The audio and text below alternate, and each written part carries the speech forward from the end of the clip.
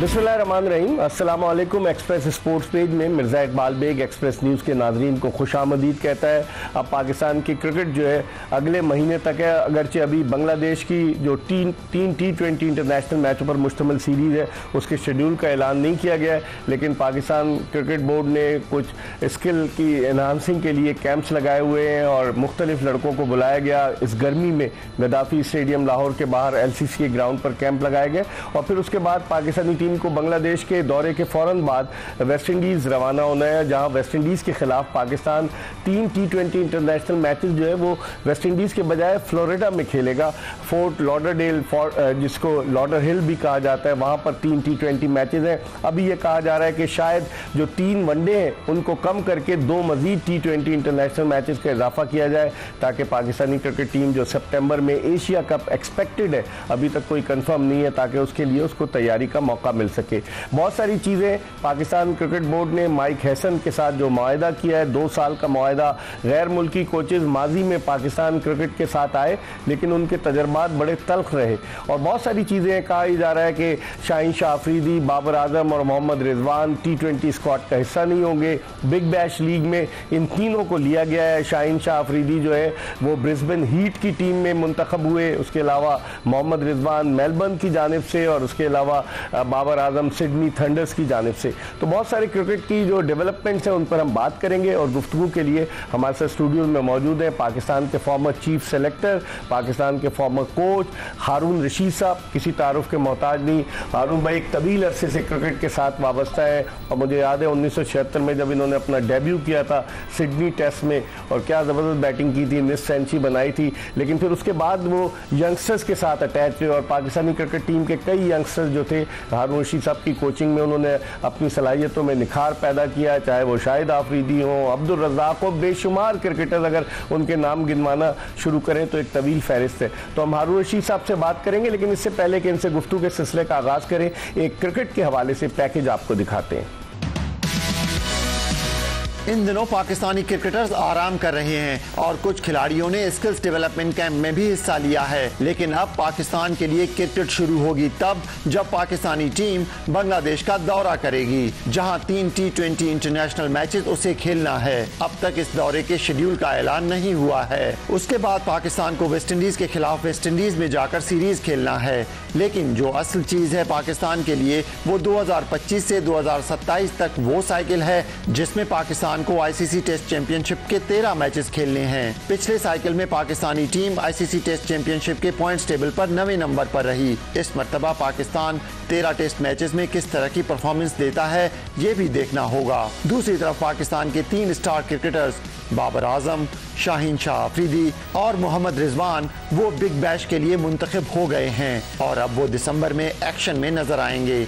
लेकिन सवाल ये पैदा होता है कि क्या बांग्लादेश और वेस्ट इंडीज के दौरे के लिए इन तीनों को मुंतखब किया जाता है, क्योंकि आइंदा बरस फरवरी में T20 वर्ल्ड कप जो भारत और श्रीलंका में शेड्यूल है। बहुत सारी चीजें पाकिस्तान क्रिकेट में। फिर डोमेस्टिक क्रिकेट के मयार को कैसे बेहतर बनाया जाता है। पाकिस्तान क्रिकेट बोर्ड ने कमेटी भी बनाई कि वो डोमेस्टिक क्रिकेट की इस्लाहात पर गौर करें, लेकिन अभी तक उस हवाले से कोई पेशरफ्त नहीं हुई है। आइंदा आने वाले दिनों में यकीनन एक बड़ा चैलेंज होगा पाकिस्तान क्रिकेट बोर्ड के लिए कि वो डोमेस्टिक क्रिकेट के मामलात को बेहतर करें, जिसमें ग्रास रूट लेवल पर क्रिकेट शामिल है।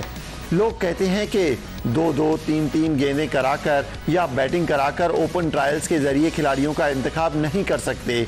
उसके लिए आपको कुछ और चीजें करना होंगी। बहुत सारी चीजें पाकिस्तान क्रिकेट में इन दिनों गर्दिश कर रही हैं। अब देखते हैं कि आइंदा आने वाले दिनों में पाकिस्तान की डोमेस्टिक क्रिकेट का मयार कितना बेहतर होता है और बैनुल-अक़वामी सतह पर पाकिस्तान की कारकर्दगी किस तरह की रहती है। जी, पैकेज आपने मुलाहदा किया और गुफ्तगू के सिलसिले का आगाज़ करते हैं हारून रशीद साहब से। हारून भाई, सबसे पहले बहुत बहुत शुक्रिया, आप तशरीफ़ लाए। ये बताइए कि अब जो क्रिकेट के पाकिस्तान क्रिकेट के मामलात हैं, अभी तो आप थोड़ा अलग हैं, लेकिन जब नजम सेठी साहब थे तो माशाल्लाह वो आप पे बहुत एतमाद किया करते थे और काफ़ी आप इन्वॉल्व थे। कैसे देखते हैं पाकिस्तान की कारकर्दगी को? हम ICC टेस्ट चैम्पियनशिप में आखिरी नंबर पर रहे, अब उसके बाद 13 टेस्ट मैचेज हैं, अगले साइकिल में पाकिस्तान को बाहर भी जाकर खेलना है। T20 में अगर हम बांग्लादेश को हरा देते तो हम खुशी के शादियाने बजाते, क्योंकि उनकी टीम में काफ़ी एक्सपीरियंस क्रिकेटर्स नहीं थे। ओवरऑल आप पाकिस्तान क्रिकेट को कैसे देखते? सबसे पहले तो बहुत बहुत शुक्रिया आपको कि आपने मुझे इस प्रोग्राम में बुलाया और इतना अच्छा इंट्रो देने का। I think very kind of you.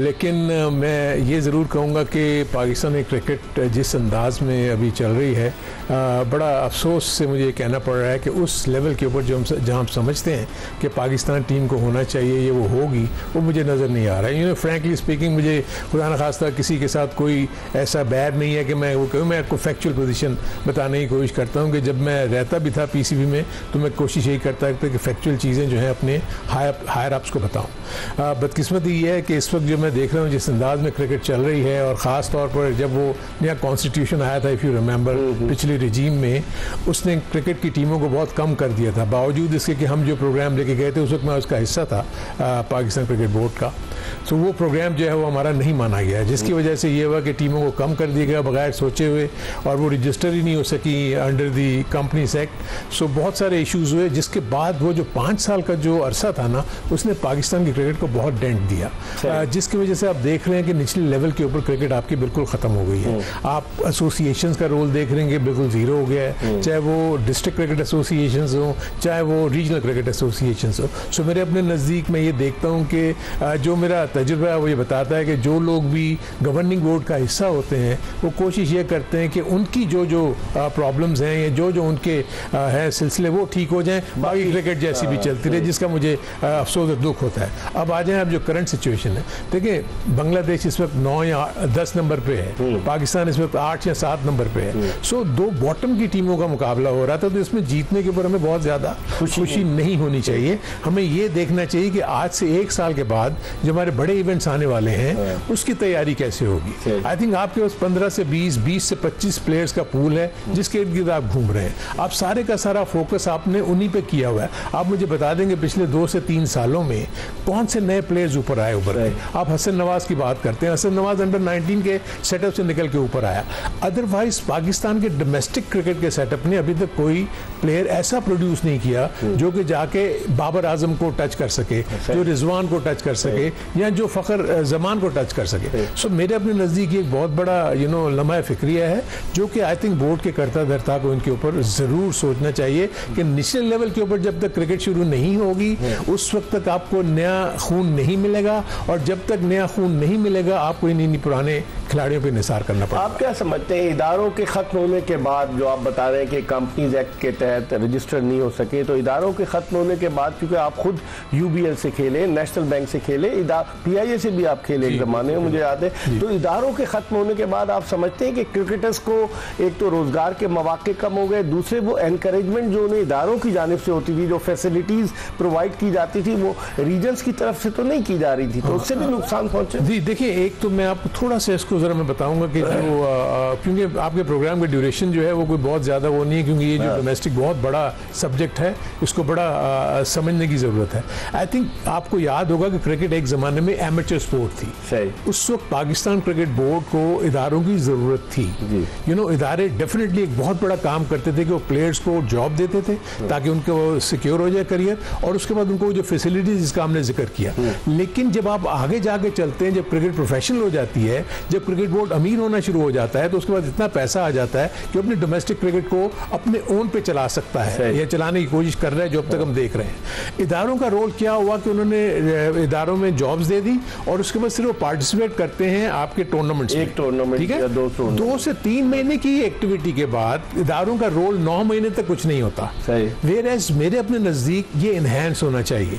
वो फैसिलिटीज जो है ना, वो जो जूनियर लेवल की क्रिकेट है, जो कि एसोसिएशंस की है, उनको टेकअप करना चाहिए, तब जाके वो निचले लेवल की क्रिकेट। क्योंकि देखिए कता कलामी आनंद भाई, इदारों को तो रिप्रेजेंटेशन तो मिली पाकिस्तान के बोर्ड ऑफ गवर्नर्स, जी एग्जैक्टली मिली, लेकिन देखें वहां पर कोई भी पॉलिसी मेकिंग का काम नहीं करता। वहां पर कोई भी क्रिकेट को इन डेप्थ स्टडी करके उसमें क्या आगे करना है वो नहीं करता। देखिए अभी तक क्या आ रहा है, आप पैरेलल चल रहे हैं। आपका एक क्रिकेट बोर्ड पूरी क्रिकेट चला रहा है, आपकी क्लब क्रिकेट भी वही चला रहा है, आपकी डिस्ट्रिक्ट क्रिकेट, हर मतलब फिर ये जो आपके आर्म्स हैं जिसमें ये इदारे आते हैं, जिस जिसमें एसोसिएशंस आती हैं, तो इनका क्या फायदा?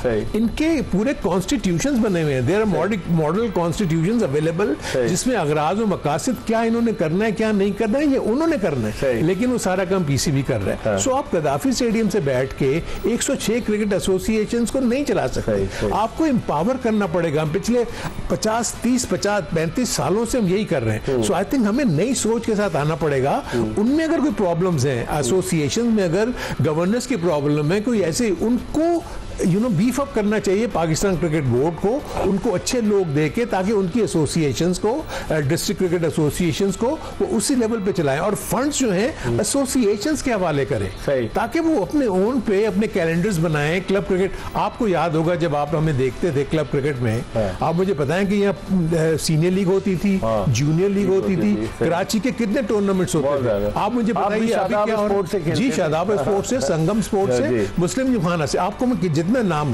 जितने भी आपके क्लब्स थे, टॉप क्लब्स जिनको दो हिस्सों में बांटा हुआ था, सारी टेस्ट क्रिकेट, हम जब आउट ऑफ फॉर्म होते थे क्लब क्रिकेट में आके अपनी फॉर्म को रीगेन करते थे। आप मुझे बताएं, अभी देख रहे हैं, मैं भी अब कराची में देखता हूं, मुझे क्रिकेट बताएं कितनी हो गई? खत्म हो गई। So this is where the problem lies. देखिए ना, मैं जब अंडर 19 खेला, सो मेरे 300 से 400 क्लब मैचेस मेरे पीछे लगे हुए थे। अब हम ओपन ट्रायल लेके लड़कों को सिलेक्ट करते हैं उनको टीम में। इसमें भी आऊंगा, ये बड़ा इंपॉर्टेंट पॉइंट है कि ओपन ट्रायल से कैसे आप जज करेंगे 3 गेंदें खिला के या 3 गेंदें करवा के? सो इसीलिए तो मुझे ये इशू हो रहा है कि कोई इन डेप्थ स्टडी नहीं कर रहा। देखिए आप कॉस्मेटिक चेंजेस जितनी मर्जी कर लें, वो वक्ती तौर पे हैं, आपके लॉन्ग जो दूर नतायज आप हासिल करना चाहते हैं वो आप नहीं कर सकते। इट्स अ फैक्ट जो कि इनको मानना पड़ेगा। ठीक है, हारून रशीद साहब पाकिस्तान के फॉर्मर चीफ सेलेक्टर हमारे साथ मौजूद हैं। इस वक्त हम एक ब्रेक की तरफ बढ़े और जब ब्रेक के बाद वापस आएंगे मजीद बात करेंगे, क्योंकि ये डोमेस्टिक क्रिकेट के हवाले से जो हारून भाई बात कर रहे हैं कि ये तो ग्रास रूट लेवल से आए ना, क्लब क्रिकेट और फिर उसके बाद अंडर 19 और पाकिस्तान को रिप्रेजेंट किया, तो इनसे पूछेंगे कि जो क्राइटेरिया सेट कर रहे हैं कि ओपन ट्रायल्स का, इस पर भी बात करेंगे एक ब्रेक के बाद। Stay tune to Express news.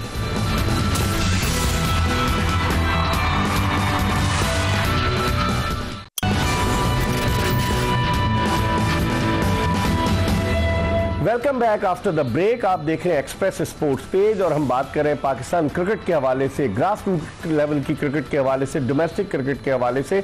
और हमारे साथ स्टूडियो में मौजूद है पाकिस्तान के फॉर्मर चीफ सेलेक्टर हारून रशीद, जो पाकिस्तान की क्रिकेट टीम के मैनेजर भी रह चुके हैं और बड़े ओहदों पर, ये माजी में पाकिस्तान क्रिकेट के बड़े ओहदों पर फायद रहे, इसलिए इनसे ज़्यादा बेहतर कौन बता सकता है। गुफ्तगू के सिलसिले को मजीद आगे की तरफ बढ़ाते हैं।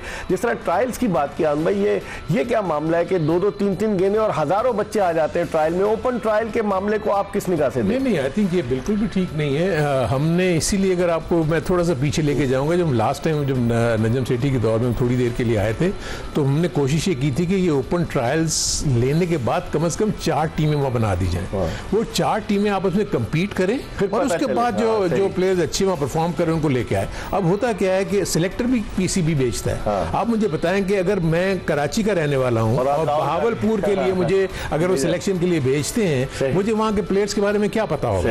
और आपको पता है कि ट्रायल्स में प्लेयर्स नर्वस होते हैं, एट टाइम्स कभी उनसे बॉलिंग नहीं हुई, अच्छा प्लेयर जो है बैटिंग करना, 2 से 3 में 2 दफा बीट हुआ, 1 दफा एज लग गई, वो कहते हैं थैंक यू, 2 दफा वाइड कर दी उसने, 1 नो बॉल कर दी उसने, थैंक यू वेरी मच। सो ये परखने का मयार नहीं है। सो आई थिंक मेरे अपने नजदीक जब तक आपकी क्लब क्रिकेट उसकी बेसिस के ऊपर, अब हम अपनी क्लब क्रिकेट जब हम खेलते थे, हम अपनी क्लब क्रिकेट की परफॉर्मेंस पे सिलेक्ट हुए थे पाकिस्तान, बिल्कुल यानी कराची की अंडर 19। तो कुछ भी नहीं है अब तो कुछ, तो जब तक आपका कंपेटिटिव बेस नीचे वाला मरहला नहीं होगा, आप कैसे एक्सपेक्ट करते हैं कि 2 दिन के ट्रायल से, ओपन ट्रायल से आप प्लेयर को सिलेक्ट करके आप पाकिस्तान की टीम में भेज देंगे? आप अभी पिछले 1-2 सालों में देखें ना कि आपके तमाम वो प्लेयर्स जिसने हार्डली 2 मैच खेले हुए हैं, 3 मैच खेले हुए हैं, 4 मैच खेले, वो पाकिस्तान के लिए खेल रहा है। सो आप मुझे बताएं कि हम तो 4 सीजन लगाने के बाद पाकिस्तान की टीम के लिए मतलब सिलेक्ट हुए थे, ये कैसे हो सकता है कि 1 से 2 मैचों में सिलेक्ट हो सकते हैं? हारून रशीद साहब तो हमारे साथ मौजूद है इस वक्त टेलीफोन लाइन पर। हमें इस्लामाबाद से ज्वाइन किया है सीनियर स्पोर्ट्स जर्नलिस्ट अब्दुल मोई शाह ने, जो डी न्यूज से वाबस्ता है और बड़े अरसे से क्रिकेट भी कवर कर रहे हैं, दीगर खेल कवर कर रहे हैं। इनसे बात करते हैं। अस्सलाम वालेकुम शाह साहब। अस्सलामुअलैकुम जी, मिर्जा साहब खैरियत से हैं? मैं बिल्कुल ठीक हूँ। हारून रशीद साहब मेरे साथ मौजूद हैं। शाह साहब माशाल्लाह, उनको सलाम दीजिएगा जी। इस्लाम। अच्छा शाह साहब, ये बताइए, अभी तो हम डोमेस्टिक की बात कर रहे हैं, लेकिन मैं आपके तजुर्बे की रोशनी में पूछना चाहता हूँ कि पाकिस्तान में गैर मुल्की कोचेस का तजुर्बा बड़ा तल्ख रहा है। आप शुरू करें रिचर्ड पाइबस से, कि रिचर्ड पाइबस आए, फिर जेफरी लॉसन आए, फिर उसके अलावा डेव वॉटमोर आए, फिर बॉब वुल्मर आए, बेशुमार कोचेस, फिर मिकी आर्थर आए, ग्रांट ब्रैडबर्न आए, फिर आपके गैरी कर्स्टन आए, उसके अलावा जेसन गिलेस्पी आए। अब अगला इजाफा जो है माइक हेसन का है। आप क्या समझते हैं? पीसीबी ने तो ऐलान नहीं किया कि इनका कितने साल का कॉन्ट्रैक्ट है, लेकिन उन्होंने खुद, चूंकि गोरा बोल देता है, तो उन्होंने मीडिया से बात करते हुए बता दिया कि 2 साल का कॉन्ट्रैक्ट है। आप समझते हैं ये गाड़ी चल पाएगी माजी के तल्ख तजुर्बात को देखते हुए? देखिए मिर्जा साहब, आज तक जो भी हमने देखा है कि कोई इंटरनेशनली रिकग्नाइज्ड इवेंट कोच है जिसकी रेपुटेशन भी हुई है, और वो पाकिस्तान की टीम को जिसने ये वो ज्यादा चला नहीं है। और वजूहत उसकी एक नहीं, मल्टीपल वजूहत है उसकी, एक वजह नहीं है। देखिए, वो अपनी जरूर मनमानी करता है। जिस तरह आपने कहा कि गोरे ने अपना खुद ने और बता दिया, माइक हेसन ने बता दिया कि वो 2 साल के लिए, हालांकि ये चीज बताने वाली थी पाकिस्तान क्रिकेट बोर्ड को कि वो, हाँ जी, वो क्लियर बताता कि कितने अरसे के लिए इनका कॉन्ट्रैक्ट हुआ, किस बेस पे हुआ, क्या क्या इनकी रिस्पॉन्सिबिलिटीज हैं, क्या क्या इनको चैलेंजेस फेस करने हैं। ये सारा कुछ पाकिस्तान क्रिकेट बोर्ड की तरफ से आना चाहिए था, लेकिन चले उन्होंने बता दिया। अब ये हुआ है, देखिए गैरी कर्स्टन जब आए, तो मैं हाल ही की बात कर रहा हूँ, पुरानी बात मैं नहीं कर रहा हूँ। इवन जेसन गिलेस्पी आए, ये सारे जब आए तो इन्होंने एक हमें कहा कि जी हम पाकिस्तान टीम को इधर लेके जाएंगे, ये लेके करेंगे, हम वर्ल्ड कप के लिए तो वैसे ही हम जा रहे हैं, वर्ल्ड कप के बाद हम अपना स्टार्ट सही लेंगे, और इस तरह की बातें की, लेकिन कोई भी चल ना सका। उसकी रीजन सिंपल सी होती है कि जब गोरा कोच आता है, वो अपनी तरीके से चलाना चाहता है उस टीम को, उस सिस्टम को, उस क्रिकेट बोर्ड के जो स्पोर्ट्स स्टाफ हैं उनको उसकी वो देखता है कि ये कितने कैपेबल है अपनी अपनी पोजीशन पे काम करना जा रहे हैं और कर सकते भी हैं या नहीं कर सकते। अगर वहां से कोई थोड़े मसाइल आते हैं तो वो फिर पार्ट ऑफ इवेंट्स, मतलब है कि वो है कि मैं छोड़ दूं, मैं इस तरह वो नहीं चलता। साहब, कता कलामी थोड़े नहीं, बड़े मसाइल आते हैं। पहले जेसन गिलेस्पी का इंटरव्यू आया, अब हाल ही में गैरी कर्स्टन ने कहा है कि सियासत बहुत होती है। तो आप नहीं समझते ये मसाइल जो है, ये तो क्रिकेट बोर्ड को इनको रखने से पहले सोचना चाहिए कि मसाइल पैदा होंगे। जब वो रख लेते हैं, उनको बड़ा आओ भगत करते हैं, वेलकम करते हैं, और उसके बाद क्या हो जाता है? देखिए मिर्जा साहब, बड़ी अच्छी आपने बात की। अब ये जो टाइम है ना पाकिस्तान क्रिकेट का, ये बड़ा क्रूशल टाइम है। 2-3 वजूहत की वजह से बहुत क्रूशल टाइम है। देखिए, एक तो सबसे बड़ा, हमने आगे वर्ल्ड कप खेलना है फरवरी में, और वो हमने ज्यादातर मैचेस हमने श्रीलंका खेलने हैं। फिर हमें 1 साल तक हमें टॉप 6 टीम्स में आना है। वो कट ऑफ डेट होती है ओलंपिक्स के लिए। आपको ओलंपिक अगर खेलना है तो आपको टॉप की 6 टीम्स में आना है, 20 टीम। अगर आप नहीं आएंगे तो आप ओलंपिक से बाहर हो जाएंगे। लॉस एंजलिस ओलंपिक्स के लिए, जी, उससे बाहर हो जाएंगे। वो 1-2 साल पहले आपको उसके लिए वो मतलब टीम्स फाइनल हो जाती है। ये नहीं है कि वो 3-4 महीने पहले जाके फाइनल हो जाती है, वो साल पहले फाइनल हो जाती है। तो प्रॉब्लम इसलिए है कि जब तक आप अपने जो सारे कोचेज हैं या जो आपका स्पोर्ट्स स्टाफ है या जो भी है, उसको टारगेट नहीं देंगे कि ये आपने अचीव करना है, वो हमें पता नहीं होगा, पब्लिक को पता नहीं होगा, जर्नलिस्ट को पता नहीं होगा, उस वक्त तक नहीं चल सकता। ठीक है, बड़ा मुश्किल होगा। मैं अभी भी समझता हूँ कि माइक हेसन का भी ये जो तजर्बा किया जा रहा है, ये कहाँ तक चलते हैं, किस तरह चलते हैं, क्या उनकी मंगी वो कर सकते हैं, सिलेक्शन में उतना कितना रोल होगा, वो देखना पड़ेगा कि सिलेक्शन में कितना होगा, सारा देखने वाली बात। लेकिन शाह साहब, कता कलामी होती है। पहले माइक हेसन ने, उसने जब जेसन गिलेस्पी थे, उन्होंने इल्जाम लगाया आकिब जावेद इंटरफेरेंस कर रहे थे।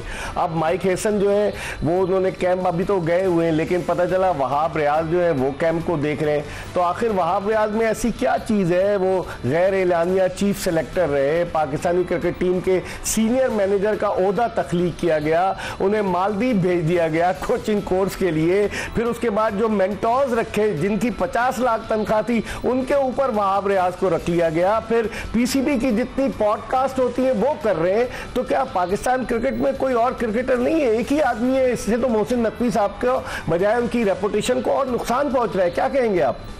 देखिए, ये तो मिर्जा साहब आपकी अक्सर दराज से आप बेहतर समझ सकते हैं कि वहाब रियाज हर जगह किस तरह फिट हो सकते हैं। मतलब या आप अच्छे कोच हैं, अच्छे सिलेक्टर हैं, अच्छे स्पोर्ट्स स्टाफ के मेंबर हैं, अच्छे आप क्रिकेट बोर्ड के ऑफिशियल हैं। भाई कोई एक काम हो तो आप कर सकते हैं ना, हर काम तो आप नहीं कर सकते। जैक ऑफ ऑल बन गए, मतलब आप कोई काम भी नहीं कर सकते। जैक ऑफ ऑल बन गए ना शाह साहब। हाँ, जैक ऑफ ऑल ट्रेड, मतलब कोई काम नहीं कर सकते। तो आप समझ, तो ये इसकी कमजोरी किसकी है शाह साहब, जरा आप खुल के बताएं ना, इसमें कमजोरी किसकी है? देखिए, सिंपल सी बात है, ये पंजाब गवर्नमेंट में रहे और उस वक्त हमारे जो चेयरमैन पाकिस्तान क्रिकेट बोर्ड थे वो चीफ थे, उनके इतने क्लोज हो गए कि वो मेरा ख्याल है शायद उससे कंसल्टेशन वगैरह की कि अब वो वहाब रियाज को छोड़ नहीं सकते।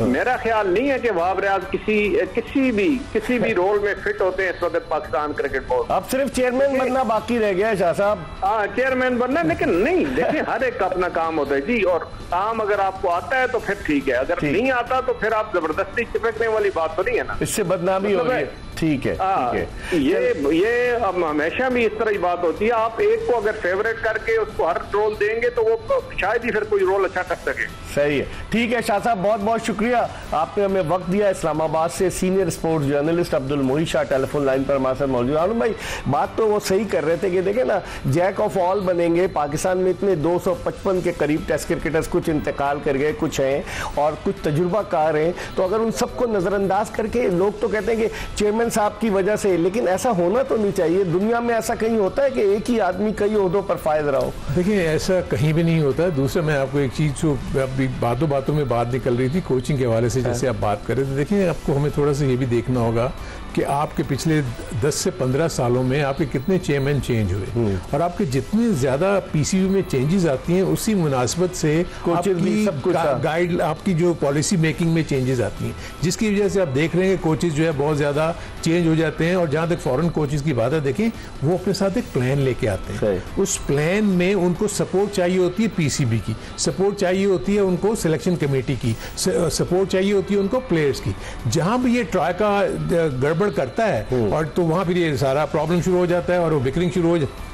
जैसे आपने गिलेस्पी का जिक्र किया, जैसे आपने कर्स्टन का जिक्र किया, अब माइक हैसन भी आप जो कह रहे हैं सिलेक्शन में वो हिस्सा ले रहे हैं। सो देखिए, मसला ये है कि उनका कोचिंग एक्सपीरियंस देखें ना, वो तो बहुत ज्यादा है as compare to Pakistani coaches. अगर आप मिलाते हैं तो वो तो क्रिकेट को छोड़ने के बाद, जैसे अभी आपने वहाब रियाज का जिक्र किया, अभी तो क्रिकेट खेल रहा था, जब मैं चीफ सिलेक्टर था तो मुझसे फोन करके पूछता था कि मेरा रोल क्या होगा, हारून भाई बताएं आपकी मैं स्कीम ऑफ थिंग्स में हूं या नहीं हूं। सो एक ऐसे शख्स को जो भी क्रिकेट खेल रहा है, आपको उसको निकाल के ऐसी जगह पे कैसे ला सकते हैं? सो मेरे अपने नजदीक एक्सपीरियंस बंदे किसी, देखे ना आप माशाल्लाह, आपको यहाँ बैठे हुए कितना अरसा हो गया, आपके किसी डायरेक्टली तो ऐसे नहीं आ गए, आपने एक स्ट्रगल की है, आपने इतना ज्यादा मेहनत करने के बाद हर बंदा जब तक जिस पोजीशन पे के लिए वो आता है उसको पहले उसकी एबीसी सीखनी पड़ेगी। अगर आप कोचिंग में आ रहे हैं तो एबीसी कोचिंग की सीखें, आप एडमिनिस्ट्रेशन में आ रहे हैं तो एडमिनिस्ट्रेशन की एबीसी सीखें। जब आपको नॉलेज ही कुछ नहीं है, इसलिए आप देखें कि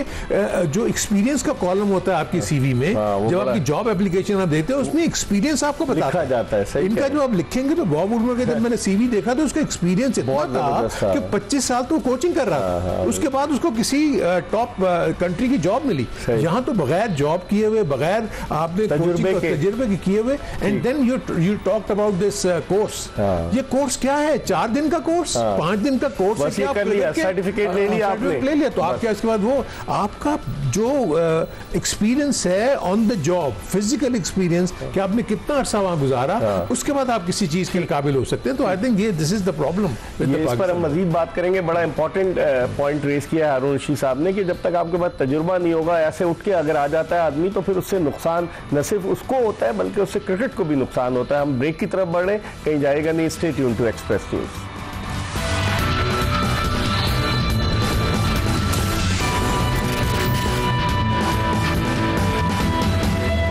ब्रेक के बाद पाकिस्तान के साबिक चीफ सिलेक्टर, पाकिस्तान के साबिक टेस्ट क्रिकेटर हारून रशीद के साथ शो में एक मरतबा फिर आपको खुशामदीद कहते हैं। ब्रेक पर जाने से कबल अब्दुल मोही शाह, सीनियर स्पोर्ट्स जर्नलिस्ट, हमारे साथ टेलीफोन लाइन पर मौजूद थे और फिर जो हमने कोचिंग के हवाले से बात की तो हारून रशीद साहब का भी इनपुट लिया। अब हारून भाई, तरीक़ाकार क्या होना चाहिए? लेकिन बाद लोग तो ये कहते हैं कि पाकिस्तान क्रिकेट बोर्ड का ये वतीरा है कि बंदा पहले सेलेक्ट कर लेते हैं, इश्तिहार बाद में दिया जाता है। आप इससे किस हद तक? इसमें मैं ये फील करता हूँ कि कोई गलत बात नहीं कर रहे जो भी ये कर रहे हैं, क्योंकि अमूमन होता यही है, आप पहले जो भी आपका कैंडिडेट आपके जहन में होता है ना, आप उसके साथ बातचीत कर लेते हैं, फिर आप उसकी काबिलियत को देखते हैं, उसके एक्सपीरियंस को देखते हैं, फिर उसके मुताबिक आप जॉब ऐड बनाते हैं। उसके बाद वो फिर जो है वो आप तो फिर बाकी जो बेवकूफ हैं जो आप इश्तिहार को देख के अप्लाई करते हैं, वो अप्लाई करते हैं डेफिनेटली। देखें, फॉरेनर्स तो करते ही करते हैं, लेकिन मेरे अपने नज़दीक क्योंकि जो भी जॉब की जो रिक्वायरमेंट है उसमें कोई पाकिस्तानी पूरा नहीं उतरता। सही। अच्छा। इसलिए कई जगह यस एग्जैक्टली देखें ना, उसमें सबसे तजुर्बा जहाँ है वहाँ क्वालिफिकेशन जीरो। अभी एक रिसेंट एड जो हुआ था उसमें तो एजुकेशन का कॉलम ही छोड़ रहे। मुझे पता है, दिस इज वेयर ये चीजें होती हैं, लेकिन आई थिंक हमें किसी को रिडिक्यूल करने की कोई जरूरत नहीं है। ठीक है। इस वक्त मकसद ये है कि पाकिस्तान क्रिकेट को बेहतर कैसे करना है। मेन आपका जो एम्फेसिस है वो ये होना चाहिए। अब मैं देख रहा हूं कि इन्होंने ये एकेडमीज का कॉन्सेप्ट ला रहे हैं। देखें, ये पैरेलल सेटअप है। मुझे सिर्फ ये है कि आई होप कि जिन भी प्लेयर्स को ये बुला के एकेडमीज में ट्रेनिंग देंगे, देखें ये जून है, आपका सीजन शुरू होता है सितंबर अक्टूबर में। अगर ये 2 महीने की एकेडमी आप अभी लगा देंगे तो टूर्नामेंट से पहले क्या होगा? लड़के एग्जॉस्ट हो जाएंगे। एग्जॉस्ट यानी 1 महीने 1.5 महीने का गैप आएगा बिफोर दिस एकेडमी फिनिशेस। सो आपको हर वो चीज करनी चाहिए कि जैसे हम प्री सीजन प्रोग्राम करते हैं, प्री सीजन प्रोग्राम के बाद हम इन सीजन में चले जाते हैं ना फौरन। हम जब डिपार्टमेंट्स वगैरह में थे तो 1 से 1.5 महीने का हम कैंप लगाते थे और उसके फौरन बाद कायदम ट्रॉफी होती थी या पैट्रियंस ट्रॉफी होती थी, कोई ना कोई इवेंट होता था। कंटिन्यूटी रहती थी। अब ये है कि अगर आप 2 महीने की एकेडमी लगा के 1 महीने का गैप दे देंगे तो प्लेयर्स की जो मेहनत है वो सारी वो कहां चली जाएगी? And then second most important question, क्या वो प्लेयर जो एकेडमी अटेंड करेंगे क्या वो फर्स्ट क्लास खेलेंगे? क्या वो सिलेक्ट होंगे अपने अपने रीजन्स में? ये एक और बड़ा सवालिया निशान है, क्योंकि आपके बहुत सारे प्लेयर्स इंग्लैंड चले गए हुए हैं, वो वहां क्रिकेट खेल रहे हैं, वो ऑटोमेटिक सिलेक्शन होंगे क्योंकि आपने जो क्राइटेरिया बनाया हुआ है उसमें पिछले साल जो खेला हुआ है वो ऑटोमेटिक सिलेक्शन है, जो काउंटी खेलने गया हुआ है वो ऑटोमेटिक सिलेक्शन है। जब वो आ जाएंगे तो बाकियों का क्या होगा? सो क्या वो खेलेंगे या नहीं खेलेंगे? सो इतना पैसा और इतनी एनर्जी जब आप यहाँ जाया करेंगे, सो इन प्लेयर्स का आगे क्या है जाने का, क्या कुछ नजर आ रहा है आपको या नहीं? सो मेरे नजदीक ये बहुत सोच समझ के, आइडिया बुरा नहीं, क्योंकि देखिए एसोसिएशंस या रीजन्स तो इस काबिल नहीं है कि वो, क्योंकि बहुत फंडिंग इन्वॉल्व है। यहाँ तो रीजन्स को एम्पावर कर दिया जाए और वो अपनी एकेडमीज खुद लगाएं, ये उनको सपोर्ट करें। लेकिन फंडिंग तो पीसीबी कर रहा है ना इस वक्त। पीसीबी ही को फंड करना है। देखें तो रीजन्स वाले तो सिर्फ वो जिसे कहते हैं कि बाद लोग कहते हैं रबर स्टैम्प बने हुए ना, वो तो यस सर की बात करते हैं। इसलिए कि देखिए, मैं आपको फ्रैंकली बताऊं कि कैपेसिटी बिल्डिंग बहुत जरूरी है रीजनल क्रिकेट एसोसिएशंस में, डिस्ट्रिक्ट क्रिकेट एसोसिएशंस में। 3 बंदे आपकी क्रिकेट को कैसे चला सकते हैं? President, secretary and treasurer. आप मुझे बताएं, 3 यू नीड ऑपरेशनल टीम्स जिसमें आपकी क्रिकेट की अलग होनी चाहिए, आपकी एडमिनिस्ट्रेशन की अलग होनी चाहिए, एचआर अलग, आपका पूरा एक सेटअप है। दुनिया भर में आपकी जो आर्म्स हैं, जैसे काउंटीज हैं, या जैसे अपना पूरा सेटअप है, वो अपने काम सारे खुद करते हैं, अपने कैलेंडर वो खुद बनाते हैं। सब पीसीबी के मोहताज। सही कह रहे हैं। तो इसलिए पीसीबी को अपने ऊपर ये ओनस लेने के बजाय नीचे एम्पावर करना चाहिए इनको, ताकि अब देखें ना, अब क्या होता है, हम पीसीबी को ही क्रिटिसाइज करते हैं ना, जब आप इनके हवाले करेंगे तो फिर लोगों की नजरें इनकी अकाउंटेबिलिटी शुरू होगी। भाई आपको हमने ये दिया था, आप एज पर कॉन्स्टिट्यूशन ये चीज आपने करनी थी, आपने नहीं किया, आप उनको पेनलाइज करें और जो अच्छे रीजन हैं जो काम कर रहे हैं उनको आप ऊपर लेके आए। इस पर हम मजीद बात करेंगे। हम प्रोग्राम के आखिरी ब्रेक की तरफ बढ़ रहे हैं। पाकिस्तान के former chief selector test cricketer Haroon Rashid हमारे साथ मौजूद है। ब्रेक के बाद जल्दी हारून रशीद साहब के साथ दोबारा आपको ज्वाइन करेंगे, हमारा इंतजार कीजिएगा।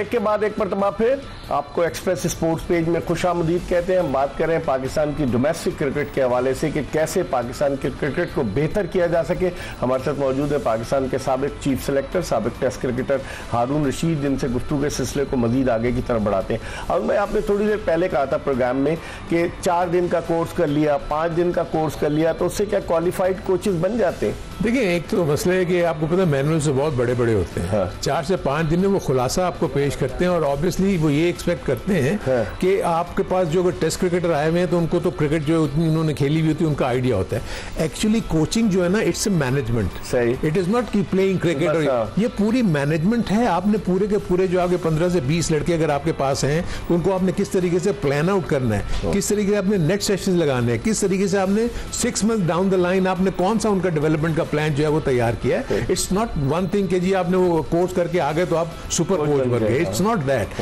आपको मेरे अपने नजदीक अगर किसी ने भी कोचिंग सीखनी है ना तो अंडर 16 से शुरू करें, अच्छा, अंडर 19 से शुरू। लेकिन यहाँ तो सब पाकिस्तान टीम में जाना चाहते हैं। एवरीबॉडी पाकिस्तान। मैं यही तो हैरान होता हूँ। आप मुझे बताएं, राहुल द्रविड़ ने उसको उस वक्त भी ऑफर अंडर 19 से आया, उसने इंडिया को अंडर 19 वर्ल्ड कप जितवाया, कितने प्लेयर्स दिए। देखिए आपका सबसे बड़ी शुभमन गिल वगैरह वहीं से आए, सब वहीं से जितने इस वक्त टीम बनी हुई है उसकी। और उसके बाद देखें कि उसने अपने आप को अपग्रेड किया अंडर 19 से उन्हीं प्लेयर्स को जिसने डेवलप किया सीनियर टीम और टीम को कहां छोड़ा। सो मेरे अपने नजदीक जिन भी प्लेयर को देखें, पैसा इनको जरूर दें, मुझे कोई इस पे एतराज नहीं, इनको पैसा दें, लेकिन इनको कहें शुरू करें आप इसकी ABC सीखें, अंडर 19 से शुरू करें, अंडर 16 से, क्योंकि कोचिंग की जरूरत वहां है। लेकिन आप माशाल्लाह तदरीसी उससे भी वाबस्ता रहें, ठीक है ना। आप मुझे बताएं, आप स्कूल को स्टूडेंट को जब आप ट्यूशन देंगे, उनको पढ़ाएंगे, और एक यूनिवर्सिटी के स्टूडेंट को जमीन आसमान का फर्क है ना। सो ये वो फर्क है। आप जब तक स्कूल में टीचिंग नहीं करेंगे आप कैसे सीखेंगे? तो ये सोचने चाहिए ना ये फैक्टर्स। लेकिन लोग ये कह रहे हैं आनंद भाई क्योंकि पाकिस्तान क्रिकेट बोर्ड को ब्यूरोक्रेट चला रहे हैं, क्योंकि क्रिकेटर्स कम है अगर देखा जाए, क्योंकि मोहसिन नकवी साहब के ट्रस्टेड लोग आए हुए हैं, CEO उनका आया हुआ है, विमेन विंग की वो है, बहुत सारे लोग। तो आप समझते हैं ब्यूरोक्रेट्स बेहतर अंदाज से क्रिकेट चला सकते हैं? देखिए, मैनेजमेंट के पॉइंट ऑफ व्यू से तो मैं समझ सकता हूँ, क्योंकि उनका काम ही यही है। देखिए, एक तो ब्यूरोक्रेटिक अप्रोच आपको पता ही बिल्कुल डिफरेंट होती है। वो कहते जो मैंने कह दिया बस वो होना है। It's not that. I mean cricket is entirely different ball game all together. देखिए, मेरा ना कभी मोहसिन नकवी साहब से कोई इंटरेक्शन हुआ, ना मेरा कभी इनके जो ब्यूरोक्रेट्स हैं, सो मुझे नहीं पता कि क्रिकेट की नो हाउ का लेवल क्या है। नकवी साहब डेफिनेटली मैं फील करता हूं कि वो वहाब रियाज के ऊपर बहुत ज्यादा ट्रस्ट करते हैं और वो उसी को मतलब वो बुलाते हैं। लेकिन मुझे सिर्फ ये है कि नकवी साहब को ये जरूर सोचना चाहिए कि जिन लोगों को वो बुला रहे हैं उनका पीछे का तजुर्बा क्या है, उन्होंने क्या कुछ डिलीवर किया हुआ है, क्या कुछ पाकिस्तान के लिए उन्होंने कंट्रीब्यूट किया हुआ है। देखिए, खेलना इज समथिंग एल्स। जब आप खेल जोड़ के जब आप मैनेजमेंट में आ जाते हैं ना, वहां आप उस शोबे में आपने क्या क्या किया हुआ है। अगर वहां तो उन्होंने अच्छा काम किया हुआ है तो मैं तो उससे ज्यादा खुश नहीं हूँ क्या और ज्यादा आप उनको अपने साथ लेकर आए और अपने साथ उनको रखें। सो आई थिंक उनके पास टाइम नहीं है मेरे अपने नजदीक। नकवी साहब इतने बिजी हैं, क्रिकेटर्स भी गिला करते हैं कि वक्त नहीं है उनके मेरे अपने नजदीक तो यही लगता है। अदरवाइज मैं और देन मुझे नहीं पता कि नकवी साहब की अपनी क्रिकेट के बारे में नो हाउ क्या है क्या नहीं है। सो इसके बारे में मैं इसलिए कोई मैं कमेंट कर नहीं सकता। लेकिन पाकिस्तान में तो ये होता है ना अरुण भाई के पाकिस्तान में पॉलिटिकल इन्फ्लुएंस ज्यादा होता है। पाकिस्तान में अगर आप देखें मेरिट पे चेयरमैन जो आते हैं मोस्टली चेयरमैन पॉलिटिकल कनेक्शंस की वजह से आए, चाहे वो आप ज़का अशरफ को देख लें, एजाज भट्ट को देख लें, नजम सेठी साहब को देख लें, नकवी साहब, जो हर एक का कोई ना कोई कनेक्शन होता है। इससे फायदा होता है नुकसान? नहीं, देखिए ये तो क्योंकि देखिए पाकिस्तान क्रिकेट बोर्ड का कॉन्स्टिट्यूशन ही ऐसा है, क्योंकि आपका प्राइम मिनिस्टर आपका पेट्रन है, उसने दो नॉमिनेशन करने हैं, जिनमें से एक ने जो है वो चेयरमैन बनना है। जो चेयरमैन बनता है उसको फुल टाइम होना चाहिए, ठीक है ना। फुल टाइम होने के बाद फिर उसको क्रिकेट की थोड़ी सूझबूझ लेनी चाहिए। अगर आपको नहीं आती तो आपको सूझबूझ लेनी चाहिए। उसके लिए आपको अच्छी टीम अपने इर्द गिर्द जो है वो इकट्ठी करनी चाहिए, जो कि मैं फील करता हूं कि नजम सेठी साहब ने किया था। अच्छा, जिसकी वजह से आप देखेंगे उनके टेन्योर में आप PSL वो तो नहीं हो सकती 2016 में शुरू नहीं हो सकती थी। वो 3 दफा PCB नाकाम हुआ था ना। आपको याद होगा लोगों की भी लॉन्चिंग कर दी थी, हारून लॉर्गाट को लेकर आ गए थे वो। तो वो उसके बाद उन्होंने पूरा आके इन डेप्थ स्टडी किया आपके सिस्टम को, और उसके जाके उनको देखें। और अगर वो पिछला अगर दौर हुकूमत ना होता, आप देखेंगे पाकिस्तान टेस्ट टीम में भी टेस्ट स्टेटस भी उनका नंबर 1 था। आपकी T20 की जो रैंकिंग थी वो बहुत ऊपर थी, वनडे की भी बहुत ऊपर। तो वो जैसे ही वो सिलसिला टूटता है, आप देख लें उसके बाद नोज ड्राइव होता है सिलसिला, उसके बाद कहां से कहां चलेगा। चले, बहुत बहुत शुक्रिया हारून भाई। वक्त कम था, अभी मजीद गुफ्तगू हारून रशीद साहब से की जा सकती थी, क्योंकि जिस तरह के जवाबात दे रहे थे और जो इनकी इन डेप्थ नॉलेज है, यकीनन उस हवाले से आपको हमारी की गई गुफ्तगू पसंद आई होगी। इंशाल्लाह जिंदगी ने वफा की तो अगले शो में फिर आपकी खिदमत में हाजिर होंगे। मिर्जा इकबाल बेग, हारून रशीद और एक्सप्रेस न्यूज़ की पूरी प्रोडक्शन टीम को इजाज़त दीजिए। अल्लाह हाफिज़।